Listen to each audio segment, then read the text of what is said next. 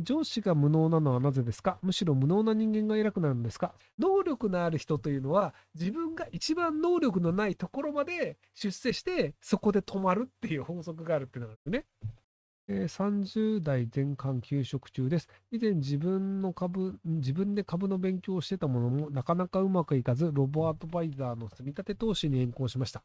月々の積み立て額が多かったのか、資産の3分の2がそのロボアドバイザーに入っています。傷病手当金では生活がきつい、この投資を見直したいのですが、全額引き出してやめるか、一部引き出して最低額の1万円ずつ積み立てるのか、このまま積み立てを1万円に下げるか悩んでいます。そもそも大金なければ投資は無謀でしょうか？別に1万円でもいられるんだったら入れとけばいいんじゃないですか。別に全額引き出して普通預金に入れとく方が無駄なので、そ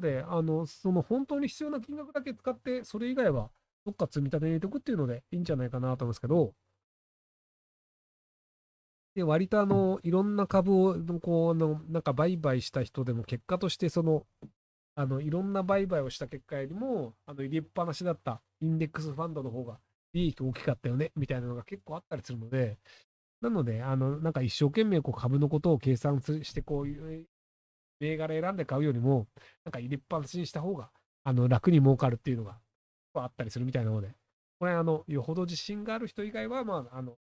か安全な投資信託だったり、インデックスファンドだったりにぶち込んどくっていう方がいいんじゃないかなと思いますけどね。ウォーレン君っていうの。ウォーレン・バフェットさんっていう人が、アメリカで、今でもトップ10に入ると思うんですけど、あの、結局インデックスファンドにぶち込んだ方が儲かるよね。個別株でファンドとかでやってもそんな儲からないよねっていうので、で、20年後にどっちが得してるのかっていうので勝負し、10年後か。10年後でどっちが得してるのかって勝負しようぜって言い出して、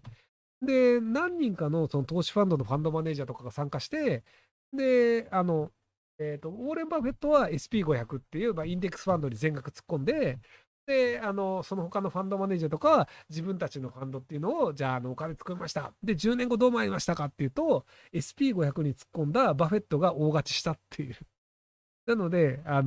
よほどその株の能力がある人でもない限りは、インデックスファンドにぶち込んどいた方が、10年とかを考えると得だよねと。1年で倍にしたいとかになるんであれば、それはそれで個別株とかにしなきゃいけないんですけど、もう10年、20年とか時間を味方にするのであれば、インデックスファンドに丸々突っ込んでた方が、何も考えなくて儲かるよっていうのがあったりするんじゃないかなと思います。はい。とはいえ、僕が言ったからやったら損しましたって人もいるかもしれないので気をつけてください。契約社員です。退職金のない正社員として別会社に採用されました。小さい会社です。今の会社は大手なので迷っています。どちらを選ぶべきでしょうか？契約社員で、どっかでなんかもっといい会社に勤められるっていうのであれ、なんか、なんか、あるのであればいいんですけど、そうじゃないんだったら、まずは僕、正社員になっちゃった方がいいと思いますけどね。その正社員の履歴を作っといて、で、そこから転職した方が、割と転職先いいのが選べたりするんですよね。で、やっぱ早めに正社員になっちゃった方が、それなりにその福利厚生だったり、割と恵まれてたりするので、で、その退職金なんてどこの会社だってもらえないんで、ほとんど。なので、とりあえず正社員になって、自分のキャリアをアップさせるっていう方がいいと思うんですよね。大企業で、契約社員をやってるのって、友達には、その大企業で働いてるんだよって言うと、わあ、すごいってなるんですけど、その人事として履歴書を見る側でいくと、別に大企業だろうと中小企業だろうと、なんか、あ、契約社員のね、はいはいっていうので、別に能力値が高いとは見なされないんですよ。なので、いや、例えばじゃあ、テレビ朝日で契約社員やってますっていうと、友達とかが、お、すごいじゃん、テレビ局じゃんってなるんですけど、人事側から見ると、はいはいはい、契約社員に、はいはい、みたいな。とりあえずはなんか人が足りないから取ったんだろうね、みたいな感じで、別に優秀であるというふうには思われないんですよ。なので、人生で労働者としてちゃんとやっていきたいのであれば、契約書、履歴書をちゃんと持っていくっていうのは、割とキャリア形成の大事なので、なので、正社員で何年か働いて、次の会社にその正社員で転職するっていう方がいいんじゃないかなと思いますけど。長期的にはどっかの段階から労働者からは抜けた方がいいと思うんですよ。で、労働者から抜けるためには、会社がどうやって回ってるのかっていう知識と経験があった方がうまくいくことが多いんですよね。だからその会社って何で儲かってんのっていう。じゃあプログラマーっていう人が、プログラム書けるから儲かってるんだって思いがちなんですけど、一人のプログラマーよりも、そのシステム会社の方が利益率高いんですよ。じゃあフリーランスでプログラムをやってて、プログラマーやってますっていうので、仕事を受けて1000万ですっていうのと、プログラマーが何人もいる会社っていうので、事業体としてやってるシステム会社だと、年商億とか当たり前なんですよね。で、なんでそっちの方が高い金が取れるのかっていうのをちゃんと理解した方が、じゃあ、要は営業が優秀であるとか、頭の弱いクライアントにはエンジニアじゃないやつが営業行った方がいいとか、その簡単な仕組みなんだけど、騙してすげえこれ大変なんすよって言った方が高い利益が得られるとか、割とそこら辺の社会の頭の悪い部分とか、この部分はこうやって楽して儲けてるんだみたいな部分っていうのは、会社だったりに深く所属した方が見えるんですよ。で、契約社員の場合って、与えられた仕事をやるだけで、会社の全体を見るっていうのはやっぱりなかなか難しいんですよね。でも正社員の場合は、じゃあ自分が働いている部署以外もちゃんと見なきゃいけないよね。なぜなら正社員なんだから会社全体のことを考えなさいみたいになったりするので、なんだ経理の人と話をしたり、人事の人と話をしたり、現場なんだけど営業の人と話をしたりとか、そこなんか総務系の人と話をしたりみたいな、あ、会社ってこうやって回すんだみたいなところが割とわかるようになるんですよ。なので、その経験を持って、他の会社に転職すると、過去の会社での経験がむしろ役に立ったりするんですよ。じゃあうちの会社こうやってたので、ここ結構効率よくできるんですよって言われると、あ、確かにそうだね、みたいな。じゃあ電話番がいるんだけど、これ電話番って別にもう雇う必要なくて、外注の電話の会社に丸投げして、なんか他のその会社の名前で電話を受けてくれるみたいのが、月1万円で雇えるんですよとか言うと、じゃあもう電話番首切って1万円の方がいいじゃん、みたいな、そういう細かいノウハウも会社ごとに結構差があるので、なので、いろんな会社を転々とすることで、そういうなんかいろんなノウハウがあって、経理も丸投げできるよね、みたいな。ファックスとかいらないよね。別にファックス1台置くだけで電話代かかるんだけど、電話番号とファックスの電話番号もらえて、で、そこにファックスが届くとメールで送られてくるサービスみたいなのもあったりするんですよ。で、それだと別に月数千円で使えるよね、みたいなのもあったりするので、なのでそういう感じでいろんなノウハウを持つっていうことが逆に転職するときに役に立つし、自分が会社をやるときにも役に立つんですよ。っていう感じで、契約社員だと、仕事のことしかわからないんですけど、会社を運営するというところのノウハウっていうのがあった方が、より社会の中ではうまく立ち回れて、で、まあ、独立とかを目指すのであれば、それはそれですごい、必要な知識や経験になったりするので、なので皆さんも、とりあえず契約社員でいい会社だからっていうので、甘んじるのではなく、割とちゃんと正社員経験を積んだ方がいいんじゃないかなと思うんですけど、仕事を辞めたいと思ってます。誰もが知ってる企業で将来安泰ですが、私自身の能力ではもう限界です。転職した方がいいでしょうか。